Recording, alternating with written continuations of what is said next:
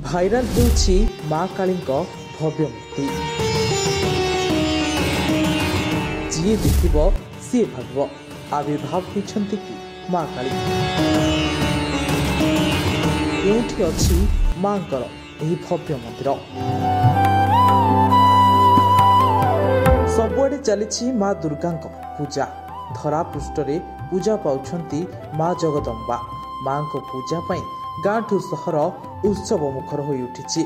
सबुआडे माळमाळ रंगीन लाइट रे झलसुछि परिवेश। तेबे सबुआडे दुर्गा माँ को पूजा चलिथिबा बेले एबे माँ कालींकु नै चर्चा पड़िछि। वर्तमान सोशल मीडिया रे माँ कालींक किछि फोटो भाइराल हेबारे लागिछि, जाहाकु देखिले केही भी विश्वास करि परिबे नाही कि यह माँ को मूर्ति बोली। जी देखिबो सी कहिबो माँ स्वयं मंदिर रे निजर रूप धारण करी आविर्भाव होइछन्ति। दर्शक बंधु, वर्तमान समय रे सारा देश रे माँ दुर्गा पूजा पाउथवा बेले दांडिया गरबा नाच देखि लोके बेस आनंद उल्लासर दशहरा पालन करुछन्ति।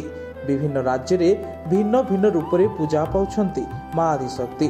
जदि देखिबा खाली भारत काहेकि विदेश रे मध्य माँ को पूजा करा जाय। से बेले सुदूर थाईलैंड रे माँ को एक मंदिर रहिछि, जोंठी माँ कालरात्रि बेसरे पूजा पांती। वर्तमान सोशल मीडिया रे माँ को ही मंदिर मूर्ति भाइराल होउछि, जाहाकु विदेशी भक्त पूजा करछन्ति।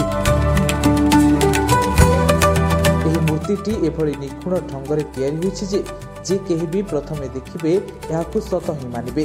अर्थात मूर्तिटी को एते जीवंत स्पर्श दिया जाइछि जे सतरे जेमिति माँ छिड़ा हेला परि दिसुछन्ति। प्रतिदिन एही मंदिर को शह शह विदेशी श्रद्धालु, सेलिब्रिटी और बड़ बड़ नेता एठाकु आसिथांती एवं माँ काली को दर्शन करने सहित आशीर्वाद नहीं थांती।